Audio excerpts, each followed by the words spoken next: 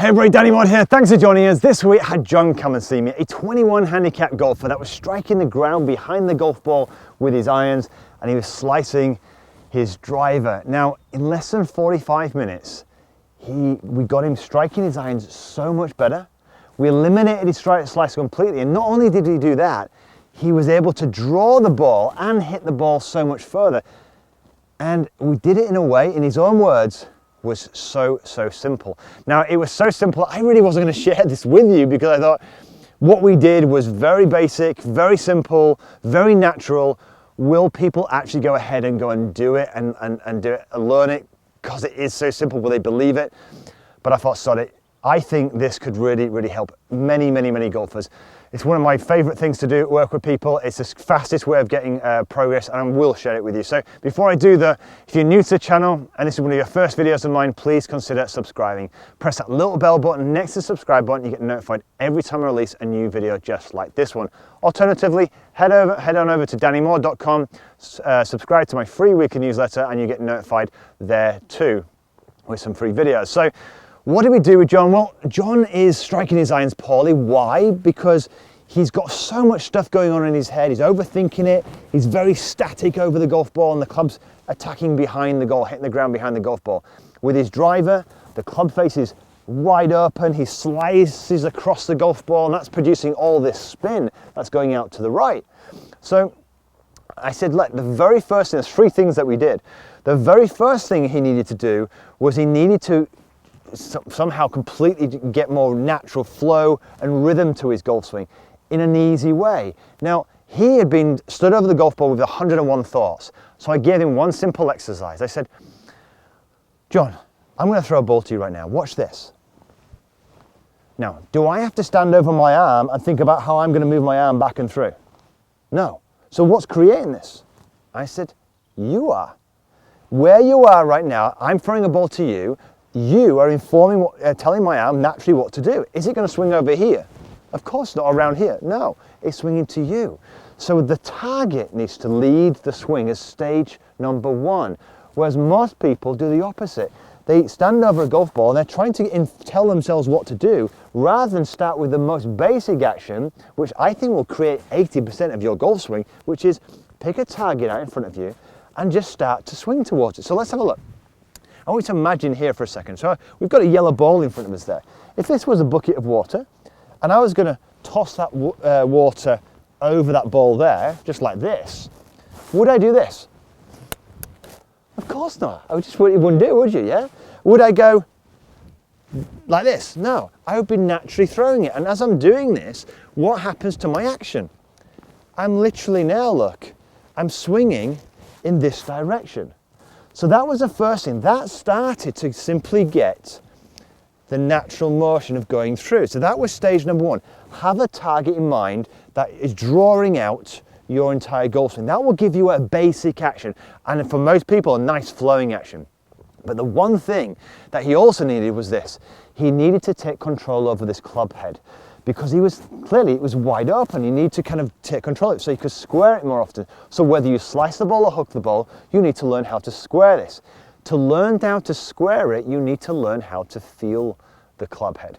So I said to him, look, if you want to learn how to kind of feel that club face squaring up, you need to basically do a little exercise. It's called an eliminate distraction exercise. So a friend of mine, Rick, a surgeon, goes into his first operation and he cuts his patient open and he's like really nervous, loads of distractions, panicking away, and he can't feel what he's looking for, and his mentor's watching him. And he said, Rick, you need to learn to feel it. I said, I can't feel it because he's panicking, he's nervous, he's thinking a lot of stuff. So Rick instinctively turns away from the patient. And what do you think happens?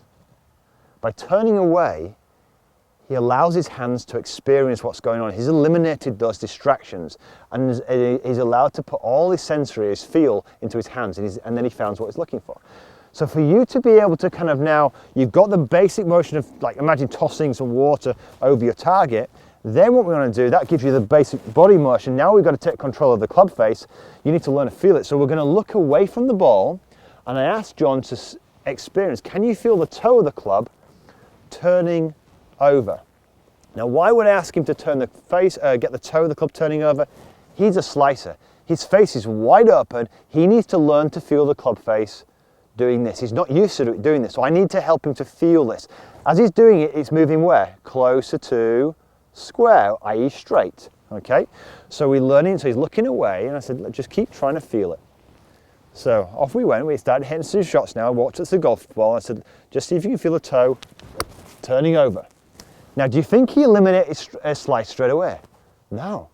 But what he did is his face was like that, and now he had turned a little bit to this. He now closed a little bit. Still was open, but it closed a little bit, so we made some progress. So I said, look, that's because you still haven't quite got the feel yet. I can do it because I've got more feel than you, but I said, just keep going. See if you can feel that club face closing. Now, the great thing about this is at no stage am I trying to stop him slicing. I'm trying to encourage something actually positive, an actual draw. So he keeps going, eliminating those distractions, learning to feel a few practice swings before, and then away he goes. Now, as he was doing this, he started to enjoy it, but he started to get to the golf ball and hit the golf ball without the few practice swings. So he started to overthink it a little bit. So I said, no, keep reminding the body what it needs to do. So hover the club a little bit, look away from the ball, and just see if you can feel the club face or the toe of the club just closing down. And bit by bit he did this, and bit by bit what happened? The face started to get to square. Now, do you think he turned it into a draw? No, but do you know the slice now? Then the slice was a straight shot. And I said to him, you haven't won the game yet. This is a game we're playing here.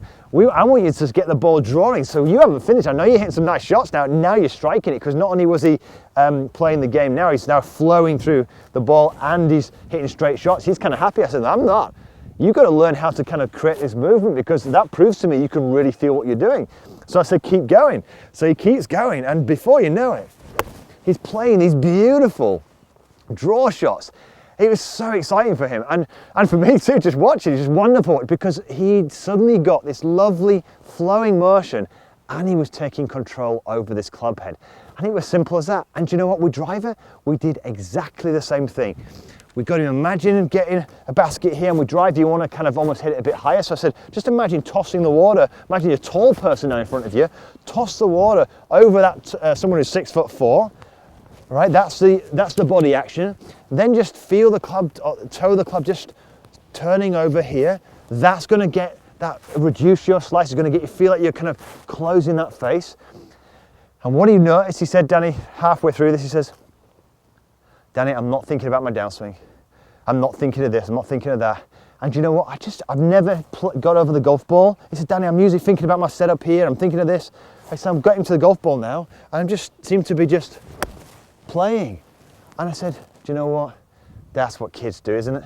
They get over the golf ball, they just play. They haven't got a million and one things. They want to hit a bad shot, they just play. You need to, this is a game, it's a sport, it's fun. And the more fun you create, the more natural it becomes, the more feel you generate.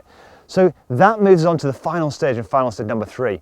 You have to build a system that helps you eliminate those distractions. And one of the things that we simply introduced to John was pace. The quicker he played, the less he thought, the more he was able to feel. So stage 1 was, we picked a target out. I said to him, from now on, you need to imagine the ball curving right to left. You know you won't be able to do it all the time, but curve it right to left. Before, he'd always been trying to avoid his slice by aiming left. We're not going to do that anymore. We're going to imagine the curve. Then do a few swings, get the feel of tossing that water, and then just feel the toe of the club turning over. That's your practice swing. Get yourself in. Don't waste too much time. And away you go. And there's that ball moving right to left in the air. And it was as simple as that. It's a 3-step project. I told you it was going to be simple. It was just a 3-step process. Your body is informed by your target. Let the target draw out your swing, just like I'm throwing a ball to you there. Then enhance that by improving the feel of the club face, by eliminating those distractions. How do you eliminate distractions? You eliminate them by having routines, systems that you do over and over again, so you're not overcomplicating. You're not thinking about the out of bounds or your people watching, etc., etc. That's the practice. It's fun. Be a child again. Enjoy the game. Be adventurous, all right? Hope you enjoyed the training. If you do, give it a thumbs up. Share it with as many people as you possibly can. It will really, really help. And of course, if you're new to the channel, press that subscribe button or head over to dannymaude.com and subscribe over there completely for free. But until next week, have a wonderful week.